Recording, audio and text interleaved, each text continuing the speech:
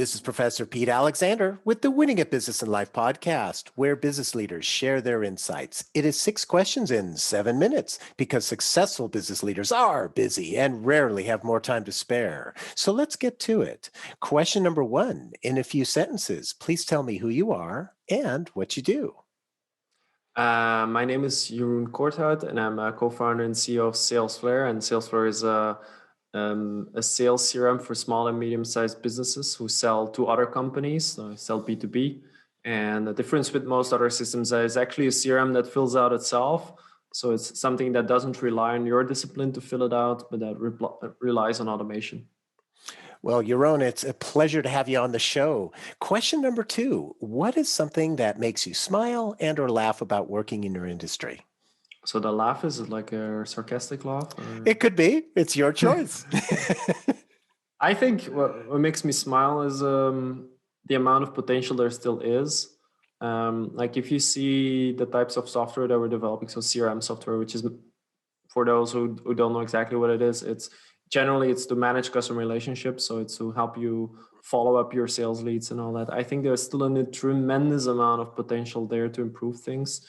It has started from like these sheets you would fill out, when it became databases, sort of address book style, but nowadays communication is so integrated that it becomes something that actually helps you build customer relationships. And as the amount of data becomes bigger and bigger, there's so many things that these systems will be able to help you to do, and now and in the next few years, that it's really exciting to be working in it.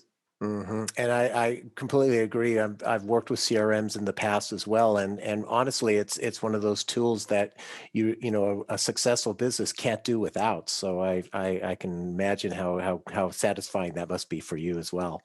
Yeah. Question number 3. I have a fictitious book with all the answers for business. What chapter would you think most companies should read? I've been thinking about this myself, and then I'm thinking about writing a book which highlights like all the issues that you should avoid, like how to not fail, basically as a startup business. And my first chapter, hence the most important one, would be like take good care of yourself. That's where it all starts. So if you as a business leader or you have a startup, there's this prevailing notion that as someone having a startup, you're working all night, you're never sleeping, and you're just hustling. But that just doesn't work. It's not sustainable. I think if you want to be successful, it's better to be productive in the time you work, which means sleeping well. It's like what we discussed before the podcast, working out. It's eating well. These kind of things might seem unrelated to you running a business, but in the end, they run you. They make you productive, and which then makes the business successful. Because if you don't come up with new ideas, if you don't push things forward, if you don't have all that energy, it's all not going to happen. Mm-hmm. And it's very insightful that you say that, because a lot of people don't realize that without their health, nothing else matters. It's, if you don't have the energy to, be able to get up and go do whatever it is that you're doing, you're no good to your business. You're no good to your relationships. It's true. Also, health is just so important. So great insight. Question number 4, other than the generic work harder, have a great attitude, and care for customers, what advice would you give to other business leaders? I would say definitely work hard, but also don't take it too fast. Don't overrun yourself, because another prevailing notion is that as a startup, you're like super running really fast, faster than all the others.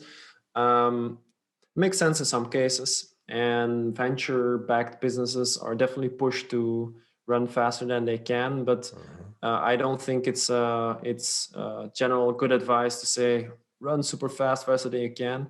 I think instead sometimes you should take things a little faster. Don't hire too quickly for a certain position. Look for the right person instead of filling the role quickly. Don't immediately automate something, but first do it manually. Learn how it really works, and then automate it or delegate it. Or these kind of things are really, really important. to just make that you do it better instead of just faster. I think that is really, really important. Several things that you said, including, don't hire somebody just to have a body in that chair. If it's the wrong person, that's going to delay you even more. Yeah. And we all have probably experienced having somebody who was in the wrong person in the wrong seat, and then not automating stuff before you know how it works manually that's so insightful because you have to understand how it works to make sure that the automation is doing what it's supposed to do. Am I Definitely. paraphrasing what you're thinking? Yes. No, that's exactly what it is. All right. Awesome. Awesome. Question number 5.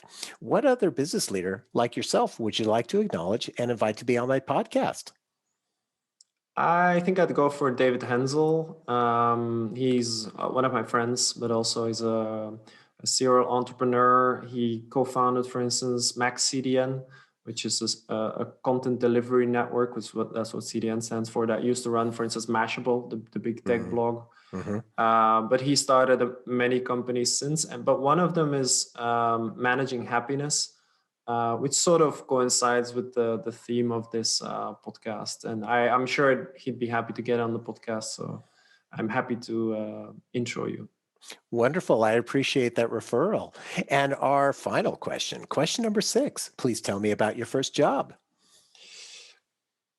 I'd say that my very first job was a student job. I did lots of student jobs before I went into actual, let's say, actual jobs, or they were actual jobs, just me filling them as a student, I would say.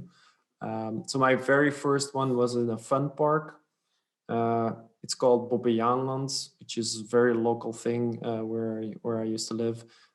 It's a famous person called Bobbejaan Schoepenhagen Fun Park. Whatever. Imagine it like Disneyland, but then really small and less modern.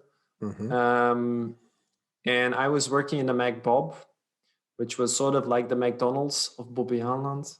And what I did there was serving people, making French fries and hamburgers, serving ice cream, preparing the foods, cleaning the place, all this kind of stuff. I wasn't super well paid. It was hard work, but it was a great experience. Like actually working, very basic work, I would say. Serving customers, all these kind of things is a great way to start off. Later, I did other jobs, like for instance, working at a printer, just putting cartons in a machine. I didn't learn that much there. I think that first job was much more insights to be gained there. Yeah, and that manual labor and not being paid very much, you tend to learn a lot of different things, including working with the general public, which can be very challenging. So it's a great story how you describe that, and how you learn more from that than the printing job afterwards. So it's really important for people to realize what you can learn from your first job. So thank you for sharing that. And Jeroen, thank you so much for being on the show. How could people find you? If you want to find out more about my company, Salesforce, salesforce.com, see the software there, you can try it and stuff. And if you want to get in touch with me, LinkedIn is the best place. There's only one person with my name, so it's pretty easy to find me. If you want to connect, please include a personal message. I get so much spam every day that if you don't include a personal message, I will just assume it's also spam. And I will not connect with you. But if you include a personal message, on the other hand, you stand out. And I will definitely connect with you and we can have a chat. And that's great advice as well for people on LinkedIn is that you really do need to personalize a message for people that have a lot of everything, other things going on like yourself. So thank you for that additional bonus advice. And this is Professor Pete Alexander with the Winning at Business and Life podcast. Get hundreds of amazing business insights from previous guest episodes on your favorite podcast app. Thanks for listening.